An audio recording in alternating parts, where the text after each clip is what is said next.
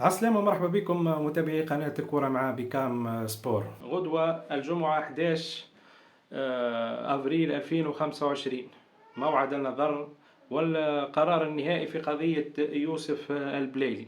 الرابطة غدوة باش يعملوا اجتماعهم وباش يقرروا باش يتخذوا قرارهم النهائي في قضية يوسف البليلي الشهيرة واللقطة اللا أخلاقية اللي متفاهمين فيها من ناحية المبدأ. وقلنا رانا ضد كل اللقطات اللا أخلاقية من أي لاعب كان ومن أي فريق كان. زاد أنا مانيش نحكي هنا في موضوع يوسف البليلي باش ندافع عليه في شخصه، ولكن أنا ندافع على المبدأ وندافع على القانون المنظم للعبة كرة القدم في البطولة التونسية.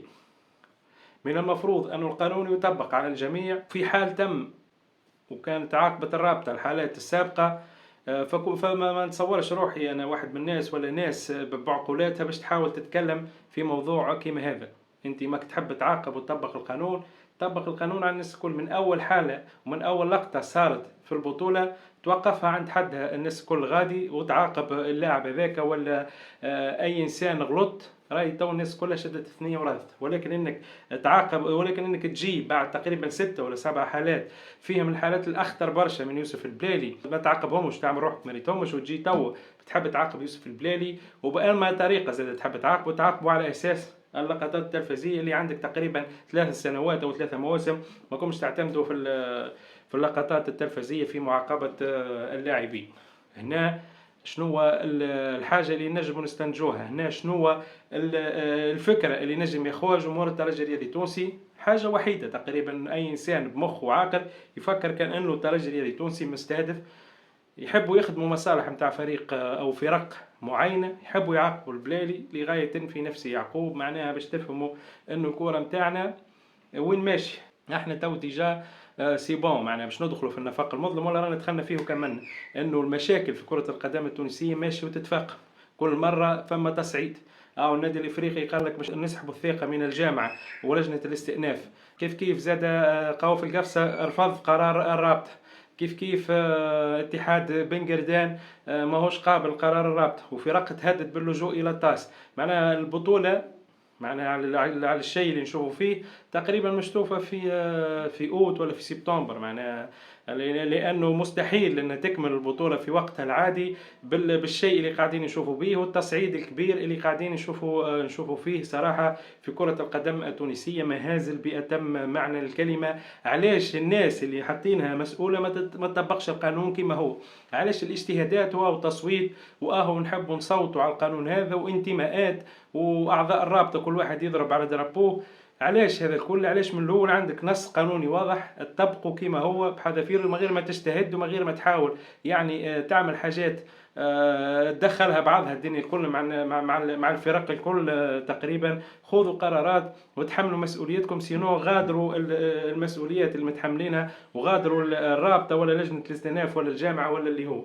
علاش في تونس ما نحبوش نطبقوا القانون في الرياضه وفي كره القدم؟ علاش ديما نحاولوا كما قلت راني نخدم، مانيش ندافع على فريق معين ولكن نحكي بصفه عامه. علاش نحبوا نخدموا مصالح ضيقه؟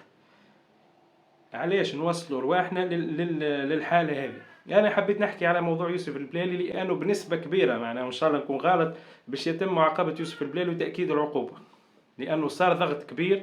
هاكم شفتوا نحاول نقطتين من النادي الافريقي، كيفاش النادي الافريقي تنحي له نقطتين والترجي البلالي يلعب في الدربي. هنا لازم نرضي، وعاد ماك تعرف انت السيناريوهات اللي تبدا تخدم وتعرف بالطريزه كيفاش تكون.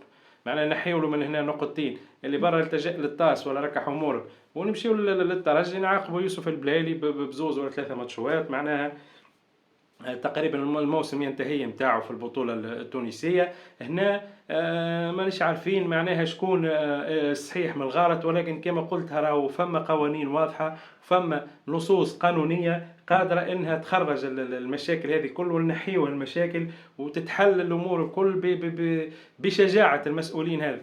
كي انت ما تتحملش مسؤوليتك وانت ماكش قد المسؤوليه وماكش كما يقولوا فيها تدافع على المبادئ نتاعك، فاش قامش هذا المنصب هذاك؟ شنية الغايه؟ معناها توجيعة الراس اللي عملها لروحك والمشاكل والسبان وهز وجيب وحط وكذا، وناس تحتج وناس تهدد وناس تعمل. علاش هذا الكل؟ لانه فما ناس ماهيش في، لانه المسؤولين اللي حاطينهم همش في قيمه المسؤوليه وللاسف. هذاك علاش ننتظر غدوة القرار الخاص بقضية يوسف البليلي. إن شاء الله اللي ماهوش في مخي يصير، لأنه تعرفوا انتم كما قلت بكري راه ثم تريزة نتاع ناس دمادم يعني في الأمور هذه. غضب هذا ورضي الآخر ورضي الآخر وعاود غضب هذاك، باش تعرف أنت كيفاش تدار الأمور في كرة القدم التونسية. إن شاء الله الموسم هذا يكمل على خير، إن شاء الله اللي عنده حق ياخذوا بالقانون بطبيعة الحال، لأن احنا نحترموا القانون ونحترموا مؤسسات الدولة ونحترموا مهما كان، حتى كانوا قانون رياضي لازمك تطبق القانون هذاك. ما ثم حتى كلام في الشيء هذا، كانوا على يوسف البليلي ولا الترجي الرياضي التونسي وإلا نادي الفريق، أي جمعية كانت غلطت يخلص. ولكن انك تعمل القانون هذا باش تتعاقب به طرف على طرف اخر، ولا تعاقب لاعب وما تعاقبش لاعب، وتعاقب جمعيه وما تعاقبش جمعيه، هنا فما سوء نيه. وهنا من حق الجمعيات ومن حق الجماهير انها تعارض القرارات نتاعكم وانها تعمل اللي تحب عليه. ولكن اذا كانت الناس هذه تكون في مكان انها تعدل بين الفرق الكل وبين اللاعبين الكل، راهو حتى واحد ما يحل فمه وحتى واحد ما يتكلم.